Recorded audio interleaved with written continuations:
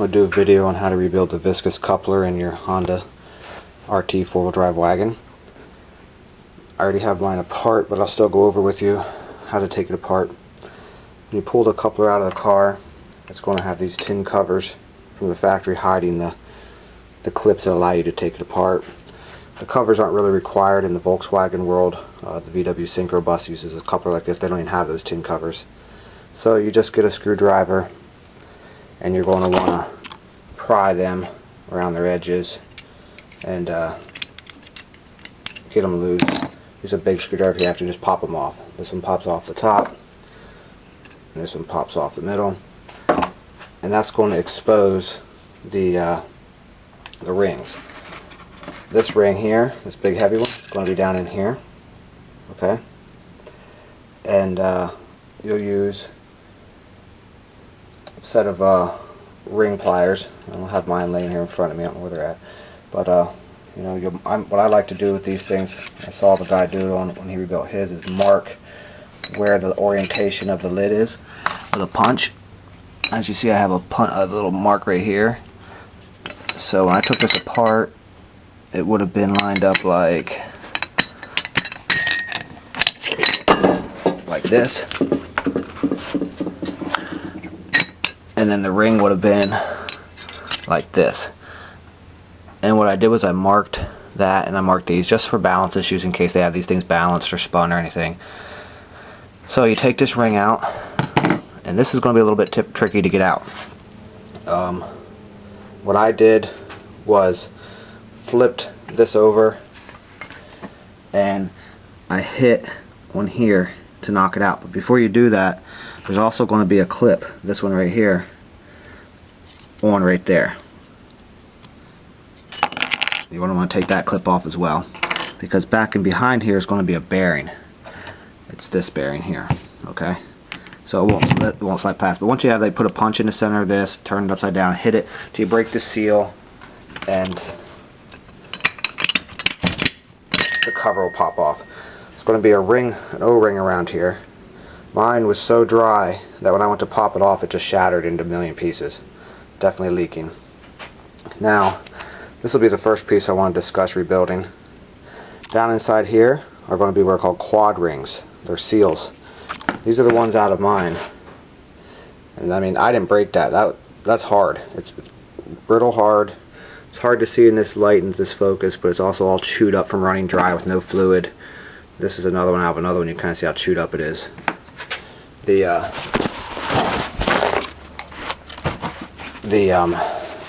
quad rings are the first defense to keep the fluid from leaking out. So when they go bad, it goes dry. The bad thing about it too is when they go bad and go dry, that means the bearings get ran with no lubrication. And in the front of this, just past the quad ring here that we have to replace, there's also a bearing. I've got lucky, and my bearing, I've taken it out, is still fine and smooth. I've cleaned it up, it runs good. So the front bearing here, the roller bearing, was okay. So you're going to want to put that bearing back in and put a fresh quad ring in. And after all that's said and done, there's going to be a seal that goes here in the front. This is the seal I took out. This thing is rock hard, brittle, doesn't seal for crap anymore. However, out of all these pieces you see here that I'm replacing, this bearing here, these two quad rings, and this seal, these are the parts here that I'm going to be replacing. This bearing's all hard and doesn't want to spin right. This was on from the tail end back here. We'll get to that. These two quad rings and this seal. This seal can't be found anywhere because this was supposed to be a non-serviceable part. I actually had to have a seal company manufacture me a run of these to get these new ones that you see here. And I had to purchase a certain amount before they would even make me some. So I'm going to have these probably for sale on the Honda forum till I run out of them, because I only needed one. So other than that, you can get the quad ring, and you can get the big O-ring that goes around here. There's the new quad rings. You see the part numbers here. It's a quad ring 4-4325. This will replace those two quad rings. You need one of these big O-rings here.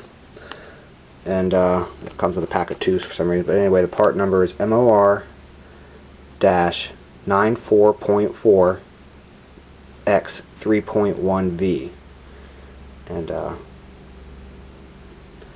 that'll be for the ring around this right here. So I'm going to get to putting this back together here, and then we'll move on to the next step. Like I said, I'm going to start with this. I'm going to put this roller bearing back in. I'm going to put this new seal in that I made, and the quad ring inside there, and the O-ring around it. And I'll start up with the other part of the video as soon as I'm done with that. Okay, I've got the quad ring installed. Just pops in this lip right here. See it right there. Put the roller bearing back down in. I had to tap it in. Might have to tap it out too a little bit. Be gentle with it. And that gets held in lastly with this ring. The only thing I want to point out is when you take this apart, these things, especially if yours is old and worn like mine, will be full of a lot of nasty crap. And so you clean it up real good, and you'll be okay. So I'm going to put this ring back in here, and I found my ring pliers, and then the last thing will be to put this seal back in the top, and this lid will be officially finished and rebuilt. And I'll put the O-ring has to go around it too, I'm sorry. And then we'll move on to the next step. Okay, we're going to move on to the next part now. The lid's officially done. Got the new seal in, roller bearing back in, quad ring, and O-ring. So that can be set aside. What I didn't show you is when you take this apart, inside of it are going to be all these discs. And yours are going to be dirty and nasty, covered in fluid. These are all freshly cleaned. Just got to do one by one, and it's a pain. But I'll show you how it works here. Once you take out that clip at the bottom and drive this out, there'll be a bearing still stuck in there. It'll be that bearing there, but you'll be able to lift this out. And all these rings are going to be stacked on here. And they're going to be held in place at either end by this clip. So to get them off, you simply take this clip off. It'll be right here. Once you take that off, you can slide all these discs out. Okay? This bottom disc doesn't seem to be affected by the clip. On either end there's going to be one just like that. On the top one here there'll be another one. Just kind of freewheels, but this is the bottom disc. So you're going to want to clean this up real good. Take this bearing out. Take that quad ring. There'll be a quad ring right there in that groove. Take that out. Take that bearing out. This will be the next thing we're going to fix here. Now in my case, my bearing was shot. It was ran dry. Got all hard to spin. There's a part number right on the side of it. NTN 600SLS. Now, when I went and bought one of these, I called a bearing company. The guy told me that part number isn't how they keep track of them in their system. It's actually kept track of by another number. And here's the receipt for it, I believe. Yeah. So when you order one, you're going to want the part number to be 6005 LLB. And that's a item number 6005 LB single seal NTN brand. And that's my receipt for mine. Anyway, the camera don't focus in too well, but that's what it is. So what we're going to do is we'll put this brand new bearing in here. First we'll stick a new quad ring. There's one of the new quad rings. We'll stick that in. Goes down in that lip down in there. Stick the new bearing in. And this end will be considered rebuilt. And then we'll move on to the disc and how to do those. Okay, the quad ring's installed. The new bearing's installed. The next step is going to be to put a little bit of lubrication on here to go into that quad ring nice and easy, and then install this shaft back down in. When the shaft is installed properly, enough of this will stick past for you to put a clip back on here past the bearing. If you can't get the clip on, the bearing might not be in far enough, you may have to tap it in further. The proper fluid, well, there is only one fluid these are supposed to use, is this silicone fluid here. Don't be using oil or rear end fluid or some other thick stuff. It has to be this silicone fluid. This stuff's really hard to find. because it has to be in the 100,000 CST range. High quality clear fluid. This stuff flows like tar. But I'm going to dip a little bit of this on this and spread it around. I bought a whole gallon of this. It only takes probably less than, isn't going to take much to rebuild one of these. So if you have trouble locating this stuff like I did, I had to actually purchase it in bulk to even get any, and it was kind of hard to find. I'll be selling the rest of this by the quart or half quart, haven't decided yet, on the internet, and probably on the Honda wagon forum in the classifieds to save people from having to go out and buy bulk like I did, and they have the right fluid. A quart should probably rebuild several couplers with these. So I'm going to go ahead and lube this up, get this shaft together, and I'll pick up when I have this all back together. Alright, the bearing's now driven into the proper depth, and you can see where the ring to hold the bearing in can now be put in, and also the ring to hold the shaft in, which will be these two little rings here. This will go around the outer part, this will go around the inner part. This thing's a little hard to balance here, but this ring will go in here. Make sure you take that, you would have had to taken that out to get the bearing out. And then this little ring here will go around the shaft. And once that's done, we'll pick up from there. Okay, and that's it. The bottom half's rebuilt, the rings are in, new bearings in, quad rings in. You see the clip is still left down there. The small clip I had showed you earlier. That holds in the packs, this one here. What going to be one on each end. So now the next trick is going to be to get the disc all in the right order and the fluid in. The trick is going to be to put some fluid in first. Probably going to pour myself about an inch in there in the bottom, and then I'm going to start stacking the disc in. You're going to want to pour about an inch of fluid into the bottom and then start dropping the disc in one by one. The fluid will start oozing up through. Let them settle, keep stacking them, working your way up to the top. This is the slow pain in the butt part, one disc at a time, letting the fluids squirt up through the holes in each disc, using a screwdriver or something. I'll use two screwdrivers at the same time when I push it down. Pushing the disc down through the fluid. That's the center, that's that one of the center rings. You just keep stacking them one by one, push them down, letting the fluid run up over. Still only working on about that first inch of fluid I poured in. You see it's still coming up through plenty.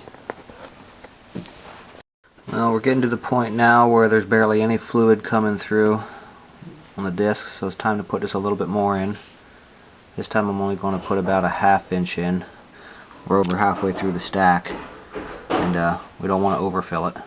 So just put a little bit more on and keep stacking them one by one, pushing them down, letting the fluid come up through.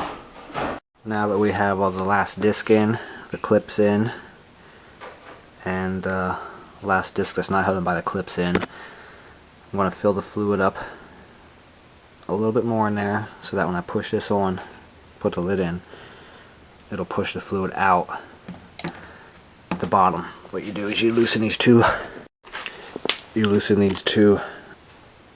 40 star bolts, and you fill this completely full so that when this is pushed down and sealed, any extra comes out those two holes, drain out. Seal those two holes back up with the screws, and this thing should be totally full of fluid, no airspace. Some people rebuilding these, who have tried rebuilding these, have said you need to leave a little airspace. I've confirmed with other people who rebuild these for other manufacturers like VW Synchro buses and Subarus and whatnot, that they're supposed to be completely full, no airspace. The fluid we're using doesn't expand and contract like a petroleum product. The company who manufactured this told me it very little expansion rate, up to over 400 degrees Fahrenheit. So if this thing gets that hot, something's wrong. So anyway, that's what I'm going to do now. I'm going to fill this up, put the lid on, get her all sealed up and drained out, and I'll pick up from there. Now we have the lid on. I'm using a piece of exhaust pipe. I'm standing on it with my weight because I don't have a press. And you'll see it's squirting out the extra it's squirting out the extra out the 2 fill holes, or 2 drain holes. Once I have this pushed down to where I can get the clip in, I'll keep pressure on it so it doesn't push back up and draw air in. Put the clip in, and then reseal the bottom holes. Here it is all back together. I had a little problem getting the cover back down and using just my body weight. It was not enough to squish the silicone out through those 2 bottom drain holes because it has to pass through all those discs. There's 2 little BBs shot peened in here that I suspect from the factory was where it actually oozed out, and then they put the BBs in to seal it and pushed it up. That would have made it a lot easier. So I ended up having to take it to a press, bench press out in the other shop, and put it in, so just beware of that. Maybe you can knock those BBs out and put them back in then or something. But I didn't stick the big tin cover back in because all that does is hides this C-clip. There's no seal to protect or anything, but I did stick the little tin cover back on, and I stuck this bearing carrier back on. And that's it. It's pretty much all rebuilt. All new fluid, all new seals, new bearing where it needed. And it didn't use much fluid. You can see this jug isn't that low. I'm going to be selling the rest of this up on the internet in a forum, so you can find it there on the Wagon forum or hit me up through my email. That's it. Proper way to rebuild a viscous coupler, using the proper fluid and replacing everything including the end seal. And like I said, if you want one of those end seals as well, I will have about 7 of them. I had to purchase a bulk load of 8. So these quad rings are easy to find. I gave you the part number for them. The O-ring's easy to find. This bearing's easy to find. That roller bearing wasn't bad in mine. If it is on yours, I'm sure it's easy to find. But that end seal is a bugger. Nobody makes it anymore, so you have to have them custom done. So I'll have 7 of those as well. That's it. Enjoy the video.